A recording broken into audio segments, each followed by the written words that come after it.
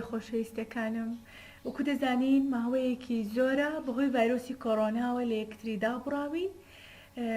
هیوادارم تەندروستی هەموو لایەکتان زۆر باش بێت. سڵاوڕێزم هەیە لە بۆ ماڵەوەتان. قوتابی خۆشەویستەکان ئەمە زۆر غەریبیم کردینە، ئینشاڵڵا زوو یەکتری دەبینینەوە.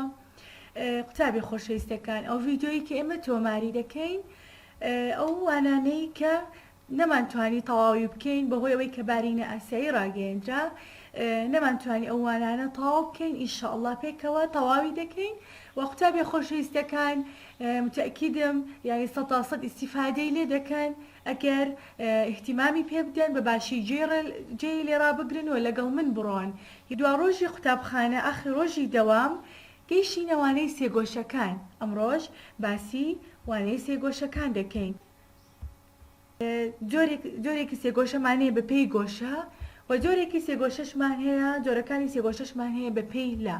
قوتابی خۆشەویستەکان، ئێستا باسی جۆرەکانی سێگۆشە دەکەین بە پێی گۆشە.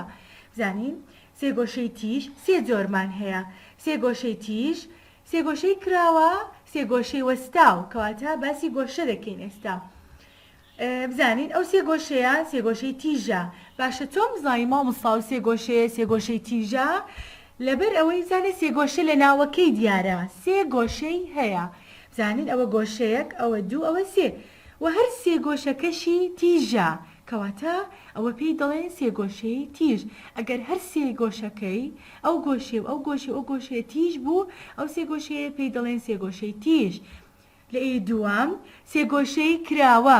ئەگەر یەک لە گۆشەکانی کراوە بوو، ئەوە ئەو سێگۆشەی دەبێتە سێگۆشەی کراوە. تەنها یەک لە گۆشەکان کراوە بوو، دەبێتە سێگۆشەی کراوە. قوتابیان تەماشاکەن ئەو سێگۆشی ئێرە کراوەیە، بەڵام ئەو دووە تیژە. تەماشاکەن بە چاو دیارە. ئەوە سێگۆشەی کراوە. ئەدی سێگۆشەی وەستاو بە چ جۆرە سێگۆشەیەک دەگوترێت سێگۆشەی وەستاو؟ ئەگەر یەک لە گۆشەکانی وەستاو بوو، گۆشە وەستاو پلەکەی چەندە؟ 90 پلەیە. ئەگەر تەنها یەک لە گۆشەکانی وەستاو بوو، گۆشەی 90 بوو، ئەوە پێی دەگوترێت سێگۆشەی گۆشە وەستاو. ئەوەش جۆرەکانی سێگۆشە بوو بە پێی گۆشە. ئێستا دینە سەر نمونە یەکەم، ئەوە زۆر مهمە.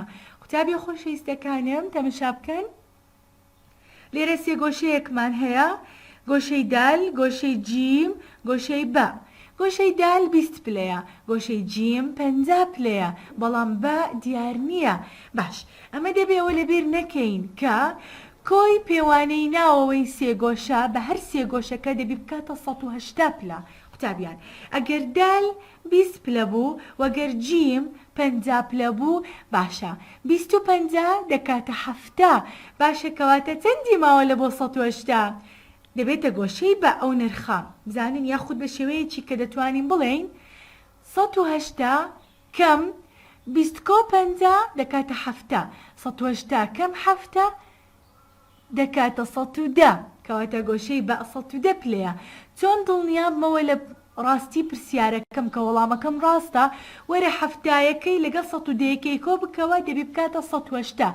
کە کردی 180 کەواتە بەڵێ وەڵامەکەت ڕاستە. باش، ئەدیەوە بزان مامۆستا ئەو بەپێی گۆشە چ گۆشەیەکە و سێگۆشەیە؟ گۆشەی کراوەیە. لەبەرچی؟ چونکە تەنها یەک لە گۆشەکانی کراوەیە. 110 لە 90 گەورەترە. مادەم 110 لە 90 گەورەتر بوو، کەواتە ئەو سێگۆشەیە کراوەیە. چونکە ئەگەر لە 90 بچووکتر بوو دەبێتە گۆشەی تیژ، ئەگەر لە 90 گەورەتر بوو دەبێتە گۆشەی کراوە، و ئەگەر 90 پلە بوو دەبێتە گۆشەی وەستاو. ئێستا دێنە سەر جۆرەکانی سێگۆشە بە پێی لاکانی. قوتابی خۆشەویستەکان، ئەوە لایەک، ئەوە دوو لا، ئەوە سێ لا. زانین سێ گۆشە، سێ لا و سێ گۆشەی هەیە. ئێستا بە پێی لا سێگۆشەی ڕێک هەر سێ لای تێیدا جووتێ، یعنی وەکو یەکە. سێگۆشەی دوو لایەکسان دوو لای جووتی تێدایە. سێگۆشەی جیالە هیچ لایەکی جووتی تێدا نییە. سێگۆشەی ڕێک بزانین هەر سێ لاکەی وەکو یەکە. بزانە لای یەکەم 4 مەترە، لای دووەم 4 مەتر، سێمیش 4 مەترەکە. گۆشەی دوو لایەکسان تەماشاکەن قوتابی خۆشەویستەکان، تەنها دوو لای وەکو یەکە. بزانە لای سێمی وەکو یەک نییە. 9 مەتر، ئەوەش 9 مەترەوە 5 مەتر، کەواتە دوو لای وەکو یەکە، لەبەرەوە پێی دەڵێن دوو لایەکسان. ئەدی جیالە هیچ لایەکی وەکو یەک نییە. بزانە ئەو لایە 29 سانتیمەترە، ئەو لایە 48، ئەو لایە 64. هیچ لای وەکو یەک نییە. باشە، تەماشاکەنەوە نمونەیە قوتابی خۆشەویستەکان لە سێگۆشەیەکمان هەیە هەر سێ لای 30 سانتیمەترە کاتە ئەو سێگۆشەی پێی دەڵێنی سێگۆشەی لایەکسان ڕێک باش. قوتابی خۆشەویستەکان تەماشایەکی پرسیاری سێم دەکەین پێکەوە دەڵێ گۆشەی بە بدۆزەوە لێرە لەلای خۆتان ئێستا من شەرحی دەکەمە جارێکی کە بینوسەوە حەلی بکات تەماشاکەن.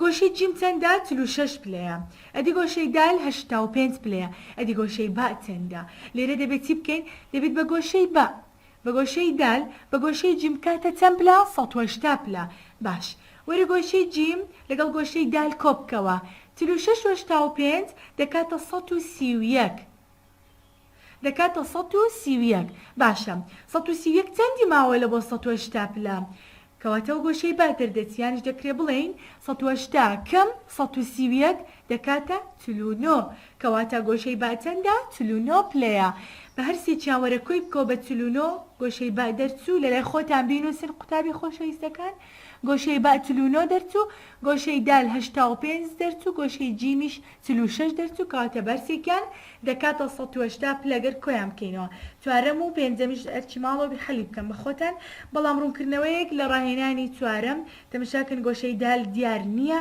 با ئیش دیار نییە باشە مامۆستا چۆن دەکرێت و گۆشە دیار نەبوو چۆن بیدۆزینەوە تەنها یەک گۆشە دیار بوو بەڵام لەو وێنەیە زۆر ڕوون و ئاشکرایە چۆن بزانین گۆشەی دال ئەمە دەبێ بزانین گۆشە وەستاوە گۆشە وەستا و 90 پلەیە کەواتە دال 90 جیمیش 59 بە بدۆزنەوە باش پرسیاری شەشەم دەڵێ بە پێی لاکان پۆڵێم بکە بزانن دەبینم هەر سێ لای 7 سانتیمەتر کەواتە ڕێکە ئەدی ئی هەفتەم هیچ لایەکی وەکوێک نەکاتە ئەو سێگۆشەیەکی جیالایە ئەدی هەشتەم تەنها دوو لای وەکوێکە کاتە ئەو سێگۆشەیە دوو لایەکسانە قوتابی خۆشەویستەکان هیوادارم وانێ ئەوڕۆ سوودی پێتان گەیاند بێ ئینشەڵڵا وانێ ئەمڕۆشمان کۆتایی هات تاوانەیەکی تر خواتان لەگەڵ